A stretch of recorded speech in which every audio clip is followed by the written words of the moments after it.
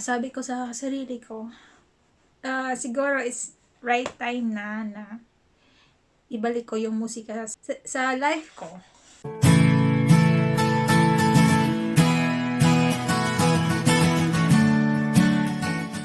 Hi, my name is Sandra and you're watching Micro Moments. For today's video, ito po ay bago.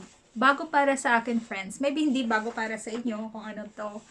Pero, bago po to na i-introduce ko sa sarili ko at introduce ko din sa inyo dito sa vlog ko. Friends.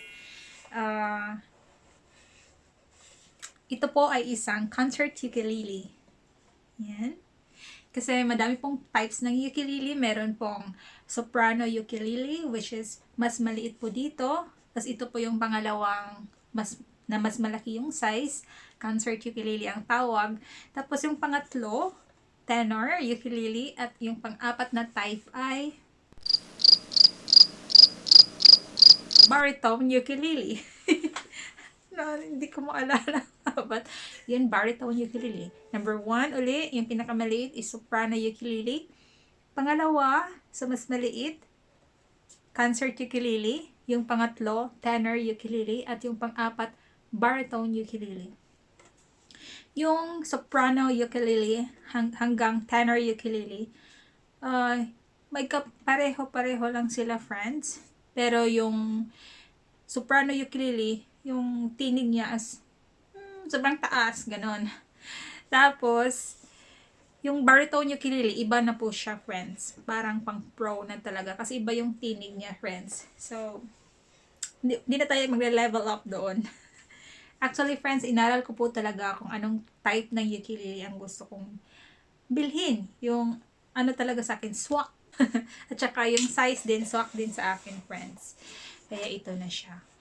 And, why ukulele? Sa lahat ng musical instruments. But ito yung in-introduce ko. But ito yung napilian kong ipasok sa life ko. Bakit ukulele? Actually, friends, may history po yung string instrument sa akin. Yung tatay ko po, sobrang hilig po niya magtugtog ng ukulele at saka gitara. Yes, friends. At magaling po siyang umawit. Self-taught po. Wala siyang mentor na nagturo sa kanya. Umawit at saka mag-gitara. As in, mahilig siya yung kinakapakapa niya. Tapos, sa pagkapakapa niya, ano niya yung mga chords. Inaral niya talaga, friends. So, yun. Part talaga ng life niya yung musika. Tapos ako po yung eldest. Kaya tinuruan niya po ako nung maliit ako na mag-ukulele. Kasi hindi naman ako ganun kagaling kumanta. Hindi niya ako mag-convince magkanta kasi baka mga laglag lang yung mga lizard. Kaya sabi namin, ukulele na lang.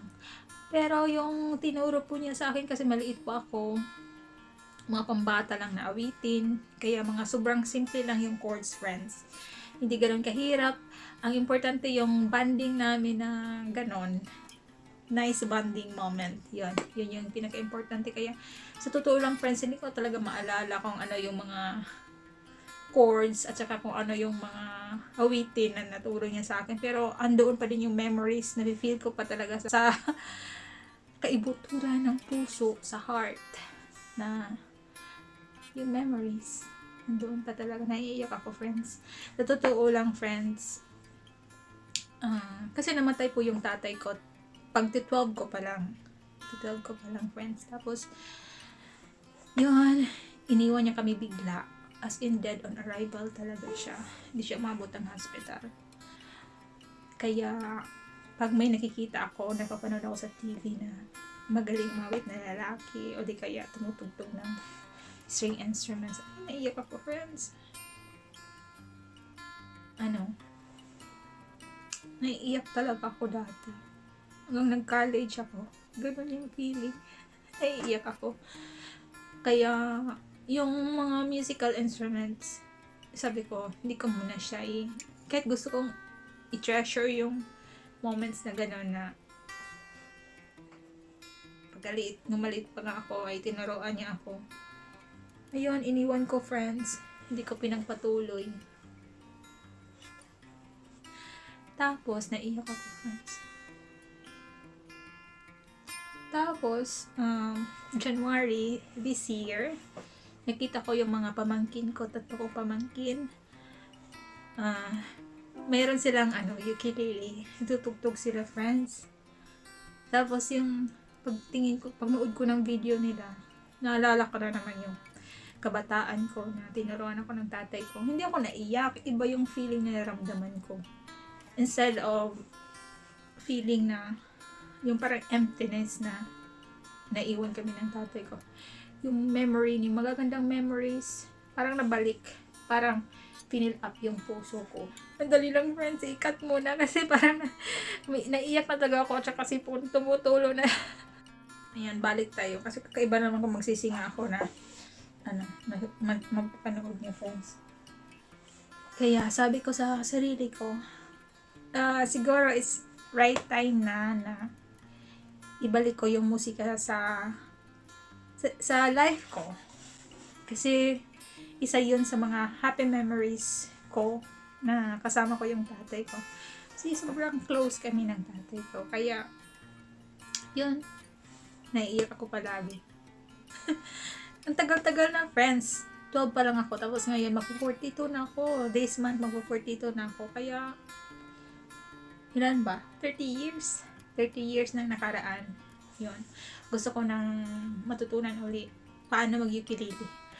Hindi na ako mag-upgrade na i-learn pa yung guitar. Kasi yun talaga yung sobrang hilig niyang tugtugin yung guitar. Hindi na ako mag-level up. Ito na lang kasi mas maliit siya, friends. Maliit lang yung space. At sobrang lang siya. Diba? Handy. Kaya ito na yung i-learn ko. So, ano ba yan? Huwag na tayong umiyak, friends. Maging happy na tayo ulit. Kasi nga, diba, ibabalik ko tong musika sa life ko kasi gusto ko yung happy memories kasama yung tatay ko. Yun. So, today ko lang na-receive itong ukulele, concert ukulele, kasama, actually hindi siya package, friends, pagbili ko. Iba ang price nito, iba ang price ng tuner, iba ang price nito, tsaka iba ang price ng yan, cover. Regalo ko sa sarili for my 42nd birthday. Yan. Gift of music. Yun yung regalo ko. Kasi 40th birthday ko, yung inintroduce ko sa sarili ko, challenge na din, ay gift to share. From photography, kasi sobrang hilig ko ng photography, nag-level up ako, friends.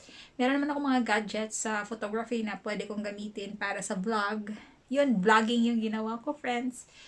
Kaya, nag-start ako ng micro moments na vlog, 40th year ko dito sa Earth. Ngayon, ito yung introduce ko sa sarili ko at sa inyo. Reintroduce pala, friends, reintroduce. Tulad ng sinabi ko sa inyo kanina, before ako bumili ng ukulele, inaral ko muna kung ano yung hiyang para sa akin. So, yun yung first po na need yung gawin before kayo bumili ng ukulele. Piliin kung ano yung sa tingin nyo hiyang para sa'yo.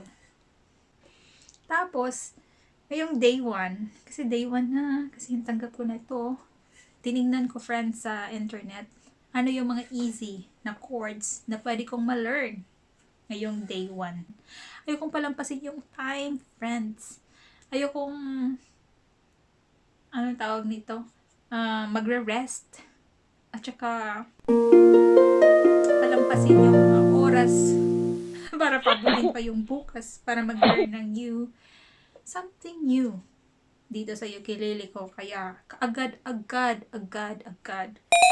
research ko na i-learn yung 4 lang na notes na pinaka-simple na pwede kong i-learn today.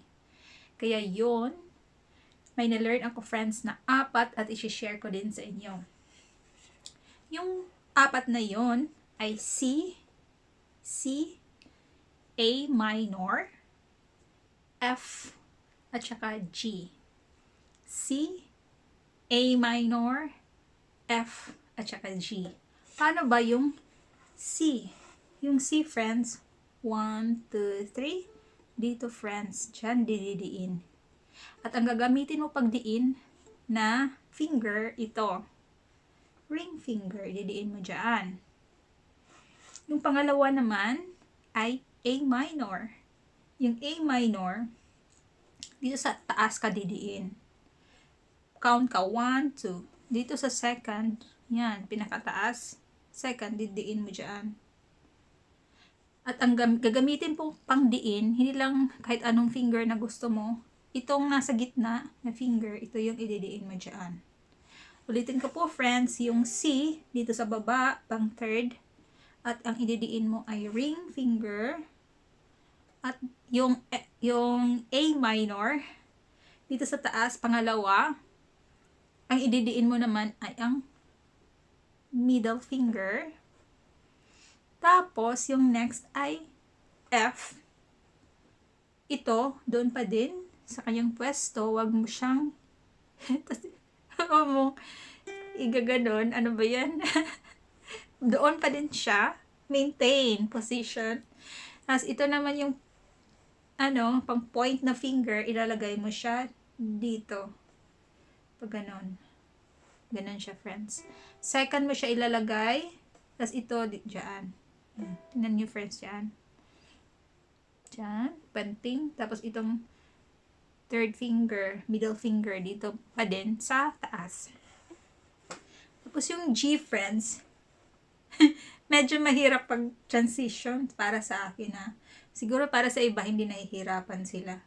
From second, di ba dito yung second, ita-transfer mo siya dito sa pang third na dito. From here, ito siyang pointing finger here. Ilalagay mo siya dito. Tapos, yung ito naman, di ba, dito to siya galing. Ilalagay mo siya dito sa baba. Ganyan. Same space. Yan. Tapos, ito naman, friends, yung ring finger, ilalagay mo dito. Tingnan yung friends. Yan yung G. Tapos, C ulit, friends, which is, itong ring finger, ilalagay mo dito. So, i-share ko na, friends. Agad. Paano? So, C,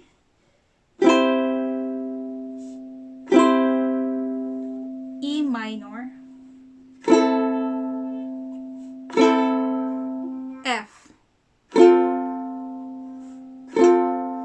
G. Siya transfer dito, ganyan.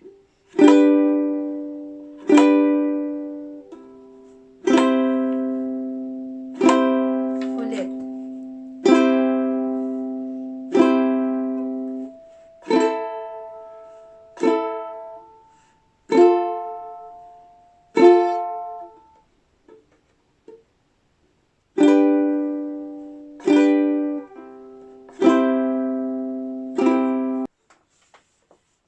Yan, friends. Lagyan naman natin ng counting. So, start na tayo sa C. 1, 2, 3, 4, 1, 2, 3, 4, 1, 2, 3, 4, 1, 2, 3, 4, 1, 2, 3, 4, 1, 2, 3, 4, 1, 2, 3, 4, 1, 2, 3, 4. Ayan, sinabi ko, friends, nahihirapan talaga ako sa pag-change, transfer ng mga fingers. Pero, tingin ko, normal naman siguro yun naman, friends, sobrang liit ko pa noon. Hindi ko na nga maalala kung ano yung pinagtuturo sa akin ng tatay ko. Pero naalala ko pa yung moments na banding kami na natutugtog ng ukulele. Yun. Yun lang yung naalala ko. Ulitin natin, friends. 1, 2, 3, 4, 1, 2, 3, 4, 1, 2, 3, 4, 1, 2, 3, 4, 1, 2, 3, 4, 1, 2, 3, 4, 1, 2, 3, 4, 1, 2, 3, 4. I hope na-enjoy nyo po yung pag-learn ko ng ukulele. Actually, friends, gusto kong practice pa ang apat na to before ako mag-proceed sa ibang chords. Yun. Kasi kakaiba naman kung nag-learn ako nito, tapos hindi pa ako magaling. Tapos pupunta na naman ako sa next. 'Di ba? Kaya gusto kong ma-master ko muna yung pag-transfer ng kamay dito. Kung pwede, yung hindi na ako titingin-tingin. Ganyan-ganyan lang. Ganyan. Ganyan-ganyan lang, friends. Wala nang tingin-tinginan. Pwede. Tsaka, strumming. Kasi, ngayon down lang yung ginagawa ko. So, ganun lang. 1, 2, 3, 4, diba? Parang, pinaka-easy pa na stroke. Pinanggagawa ko. I hope na ma-level up ko muna yon, yung pag rhythm at saka chords ng apat na chords. Yun na muna, friends. Doon na muna tayo, stick muna tayo doon. Hindi muna tayo pupunta sa ibang chords para ma-master naman natin, diba? Yan na, friends, for today. Have a nice day.